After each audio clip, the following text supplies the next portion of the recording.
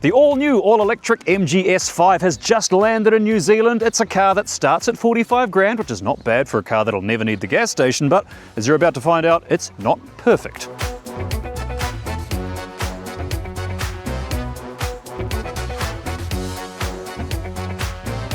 Yes, you join me in the MGS5, a new electric car from MG that's now available on the New Zealand market, and it sort of strikes me as a mobile Venn diagram between value and features. The question is, I don't quite know where the overlap is yet, but I'm sure it will by the end of this video. Now though, let's talk price and range, and this car is available in 4 flavors with 2 battery sizes, and it starts with the MGS5 49 Excite. And that is the base spec one. The problem is the base spec one has fewer toys than a Victorian orphanage, but it does have good value. 45 grand it starts at for 340 Ks on a charge. That's not bad. That's WLTP range. Then you can get the next level up, which is the MGS5 49 Essence. And know what you're thinking? Essence. It's just got the essentials. That's the base one. No. The Excite's the base. The Essence is the top spec. Yeah, whoever at MG came up with that naming system clearly needs a holiday. The next one up is the MGS5 62 Excite. That's the base spec bigger battery version. Goes a little further per charge, costs a little more, but if you can afford it, go for this one. This is the MGS5 62 Essence. This has got everything built in. This is the one that will impress your friends. That might be a bridge too far. Oh my god, the map's got trees! As for motor power, it is powered by a 125 kilowatt electric motor driving the rear wheels with 250 newton meters of torque. And if you're thinking, well, hang on, that sounds exactly like the entry-level MG4 motor. Well, you're right, it is. Exactly the same motor. The only difference is there's only one motor option in the MGS5, and this is it, the 125 kilowatt motor, which means, while it's not slow, it doesn't exactly feel like it's just done 5 lines of Edmund's self-raising. Not that it matters, we're in Auckland. When are you ever going to get up to 50 k's an hour in this city? Today is moderate rain, 14 degrees Celsius, in Penrose. Please pay attention to driving safely. Thank you. Where the hell did that come from? I'm not kidding when I say the MG4 and the MGS5 are really similar. They've got the same length, the same width. The only difference is that the MGS5 is taller, 11.7 centimeters taller, which means you've got more room. It feels like a bigger car when it's not that much bigger. Also, the entry-level MGS5 and the entry-level MG4 weigh exactly the same. Back to the car though, and to sit inside it, like I said, it's a very different car to the MG4. It feels much more spacious, but feels much more car-like, not quite as scary for non-car people, not quite as futuristic feeling as sitting in the MG4. This feels just a bit more familiar. That being said, in my opinion, it's nowhere near as good looking as the MG4. This feels much more sensible. So let's talk design, and like opening an avocado, let us give it a squeeze and start from the outside, working our way in. And we have to start with the exterior design, and it's not radical, is it? It's not bad, it's just painfully sensible. There's nothing about the exterior design that leaps out at me as being sexy or wonderful. It's just kind of sensible. It's very sleek, it's very rounded. Like if you were to try and battle this car in Greco-Roman wrestling, you would probably lose because it's got nowhere to purchase. Even the wheel covers are painfully sensible, and the back it's not bad. The front, however, I kind of like. Look at the LED daytime running lights and the LED headlights that are actually just set a little bit lower into the body, into the bonnet, into the bumper. They look quite good. I think overall the car's not bad. And something else that's interesting is that it's available in 7 different colors, including champagne, which aside from brown is one of my favorite car colors. I know I'm 200 years old. German car makers, pay attention, that's how you do it. As for the inside though, it is dark. It's black in here, and if you've watched my videos, you know I'm not a fan of dark dashboards. They show up all the dirt, they get hot in summer, and they're just kind of depressing, you know? It's got seasonal affective dashboard. But you should know that this is available with a light color interior. According to the spec sheet, I've not seen one yet, but the spec sheet says you can get this with a light interior. I would choose that one, unless of course you've got kids. Jokes aside though, from a driver's perspective, this car feels designed for families. It's designed for space and comfort, and it is a spacious, comfortable car. On that note, let's talk comfort, starting with what's it like to drive from here, where I'm sitting in the driver's seat. And the seats are very comfortable. They're a little short, I think. The seat padding, the cushions feel a little like they could be an inch longer, but overall, there's heaps of leg room, heaps of headroom. I mean, what's there to say?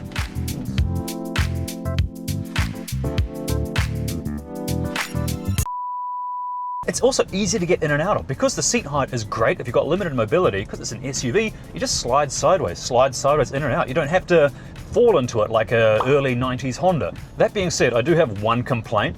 The entry-level versions get all cloth seats, as if it's a bad thing. Whereas if you get the top spec one like this, it's a little cloth with a lot of vinyl or PVC, which means you're gonna sear your thighs in summer in this one if you get the dark interior. As for wintertime though, I've got some good news. With the top spec ones, you get seated heats. Yep, seated heats in both the driver's and the passenger seat in the front, plus you also get a heated steering wheel, so roll on winter, although it's now spring. As for ventilated seats, however, not an option.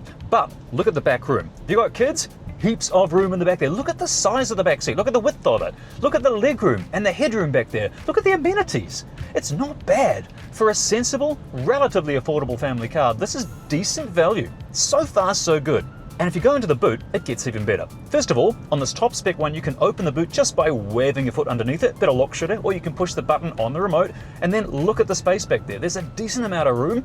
The Mafia test passes with flying colors. And if you drop those seats down, look at all the room you got. You could almost fit a mattress in there and go camping in this car if maybe you are Danny DeVito. The boot's also got hooks in there for both tying luggage down or for just putting your shopping bags on there.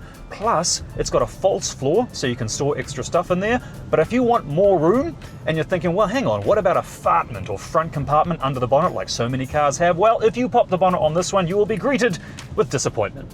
There is no fartment, there's no front compartment. If you are hauling extra stuff, you're just gonna have to chuck it in the boot. Oh, I should point out, you can chuck it in one of the 30 compartments in this car. 30 compartments, man. That's brilliant. Like the center console. Look at all the space back there. USB charging, cigarette lighter, sorry, 12-volt outlet, that's what we call it these days. Heaps of pockets, heaps of storage.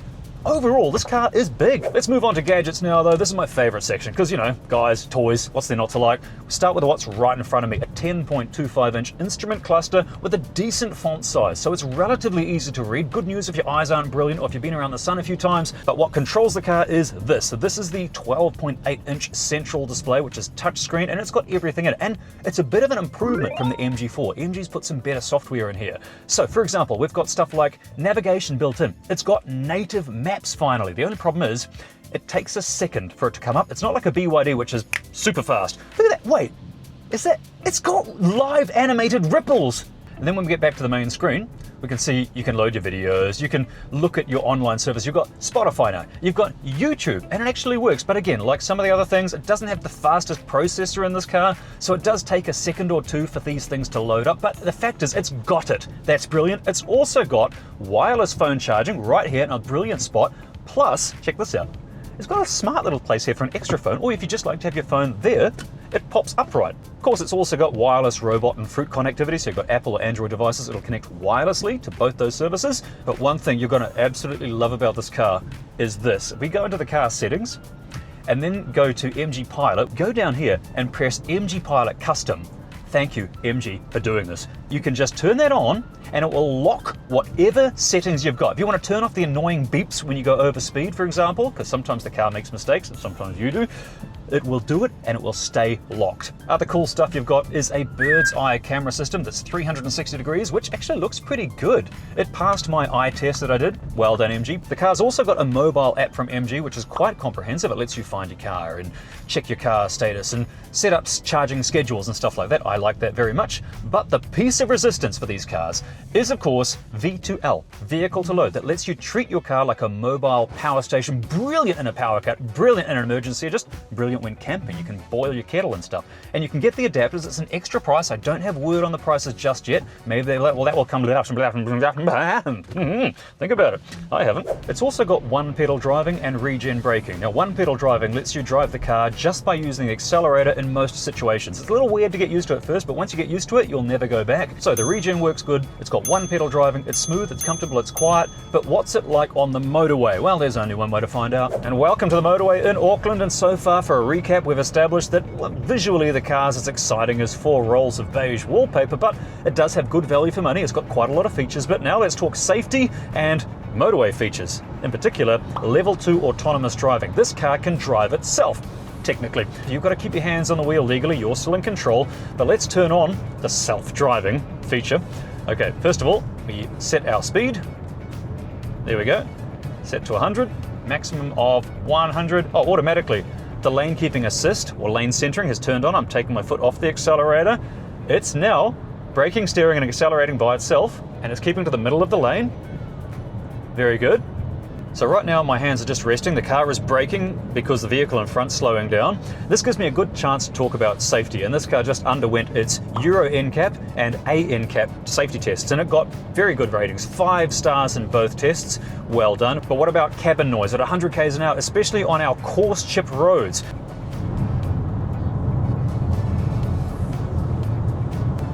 Well, I'm doing 100 k's an hour right now on coarse chip road, and it's 87 decibels. That's what the meter says, which is absolutely normal. Not bad at all. But what about acceleration? Well, let's find out. We're on an empty slice of road. I'm all by myself. I'm going to put the car into sport mode, which, I won't lie to you, doesn't turn it into a raging beast of a thing. This sport button's kind of like that turbo button on a 1997 computer. We've got the road to ourselves. Let's test that 0 to 100 time. 3, 2, 1, go, foot down. Okay, so yeah, this is not a Bugatti Veyron, but it's not slow. The 0 to 100 time is... oh, it's going to be right there on the screen. Wait for it. There we go. Okay, good. Respectable. Not terrible, but what's the handling like? My top secret driving road is just in front of me. Let's find out. And you know what? In the corners, it feels exactly how I expected it to feel. It's relatively secure. The center of gravity is nice and low. The weight distribution's fairly balanced. It's a lot like the MG4. In fact, it's got the same power, like I said. It's just got a little bit more weight than the MG4 because this is the bigger battery version. But overall, it feels excellent. Power delivery is smooth. Yes, I wish it had a little more power, but it's fine. For a family car, it's really good. Another thing this car's got going for it is the fact it's rear-wheel drive. It feels kind of natural, you know, you're being pushed off from the lights. Instead of in a front-wheel drive car, you get pulled off at the lights. You know what I mean. So this feels good, you know? You've got your power delivery on the rear, you've got your steering and the braking on the front. It just feels right. But we have much more to cover yet, including efficiency, real-world range in New Zealand conditions, charging speed, and of course, spud capacity.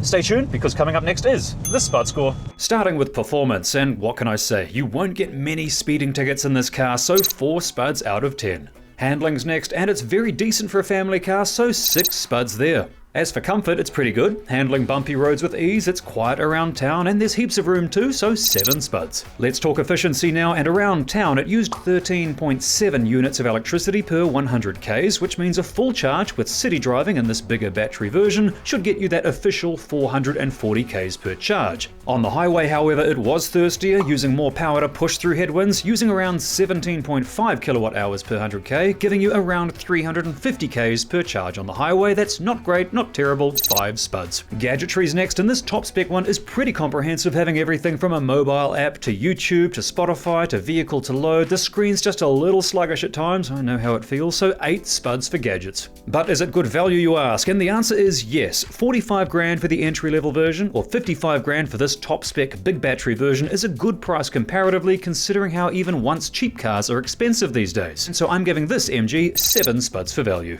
As for charging speed, I reckon this part will impress you, because I honestly expected it to be a little bit crap, because more affordable cars generally charge pretty slowly, but this was impressive. I ran it down to 10%, then I plugged it into one of ChargeNet's hyper rapid chargers, which can pump out 300 kilowatts of fat-free electricity. Then I timed how long it took to get to 80%. Believe it or not, it did it in 25 minutes, and that's getting into Tesla territory. Not bad at all. 8 spuds for charging. Also, if you're new to EVs and charging is all a bit unknown and kind of daunting, don't worry, it's as easy as plugging in your phone. Check out the link in the description to see a plain English charging guide for new EV drivers showing charging options, speeds, and what they cost. Now let's talk style, and I don't think Pininfarina is going to be too worried about competition, considering the MGS5 has a body like mine after International Potato Day, which is the 30th of May by the way, but it's not ugly or offensive, kind of envy it, so I'm giving it an average 5 spuds.